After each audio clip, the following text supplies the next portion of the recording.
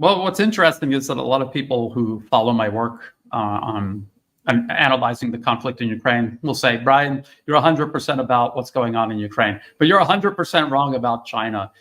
China's evil. They're a danger to the world. Look how aggressive they are in the South China Sea. But what people have to remember is, where does this narrative come from? This narrative of aggression in South China Sea come from? It comes from the U.S. State Department. It comes from all the very same sources we know for a fact are lying to us about what's happening in Ukraine. Those are the same sources lying to us about what's going on in Asia regarding China. If you look at a map of the various disputes in the South China Sea, it is not just between, say, the Philippines and China, or Indonesia and China, or Malaysia and China. All of these other countries have disputes with one another as well. Some of these disputes become so heated that they will seize fishing vessels operating in water they claim is theirs. They will send the crews back to their home country, but they will keep the boat. Sometimes they will very publicly destroy the boat. They'll blow the boats up publicly as a warning regarding their claim over this water. There are territorial disputes all around the globe. There was a territorial dispute not that long ago between the UK and France, and they mobilized their respective naval forces.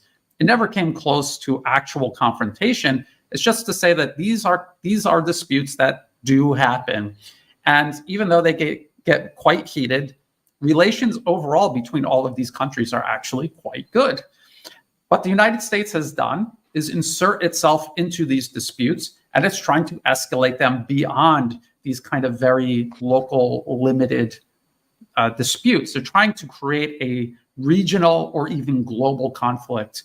And the reason they're doing this is as a pretext, number one, to maintain a U.S. military presence in Asia. Again, look at a map. The United States is not located in Asia. It's literally on the other side of the planet from Asia.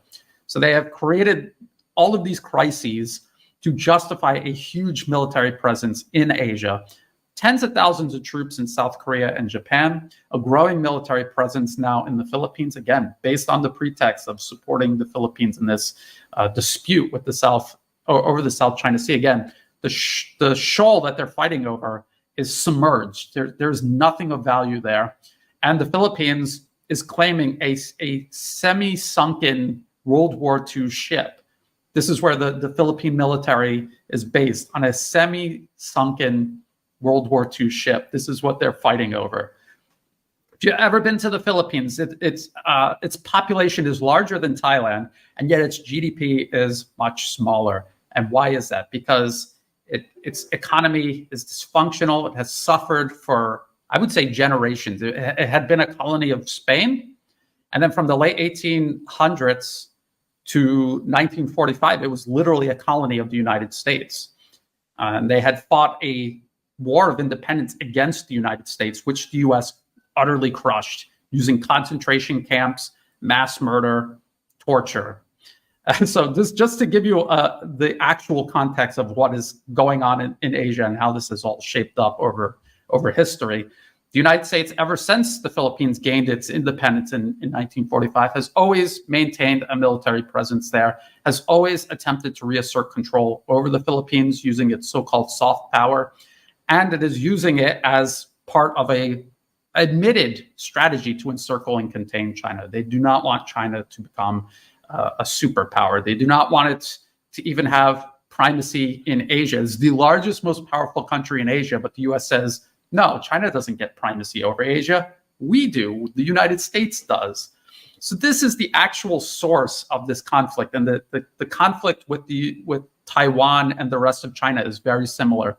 The U.S. politically captured Taiwan at the end of the Chinese Civil War. The side that the U.S. had been backing fled to Taiwan. To this day, the administration in Taiwan is called the Republic of China. And according to their own constitution, Taiwan is just one province of China. Even in their own constitution, they say this.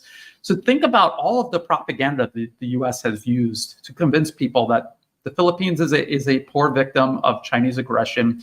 Taiwan is a victim of Chinese aggression, when in reality, it's the absolute opposite. Both of these Both of these are victims of U.S. aggression, U.S. political capture, and are being transformed into Ukraine-style proxies to be used against China in the same way the U.S. is using Ukraine against Russia.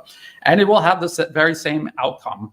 The policy papers describing what will happen to, say, Taiwan are very similar to the 2019 RAND Corporation paper that admitted that a war with Russia in Ukraine will leave Ukraine utterly destroyed. They admit the exact same thing for Taiwan. Even if Taiwan wins its political independence, all of its infrastructure, its economy, everything will be destroyed. So how exactly is that a win for Taiwan? It isn't.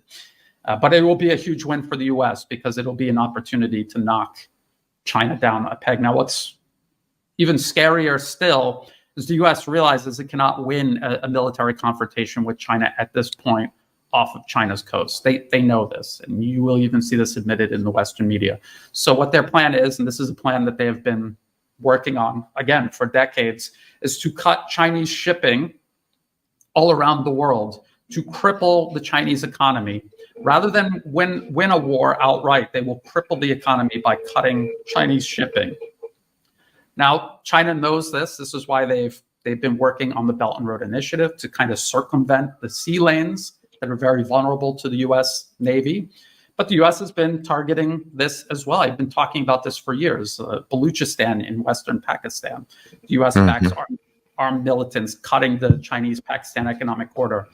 The U.S.-backed conflict in Myanmar is doing the exact same thing. Political interference here in Thailand, where I'm based, seeks to cripple joint infrastructure projects between China and Thailand to connect Southeast Asia to the rest of China. So that is the lay of this conflict. Is much bigger, much more dangerous.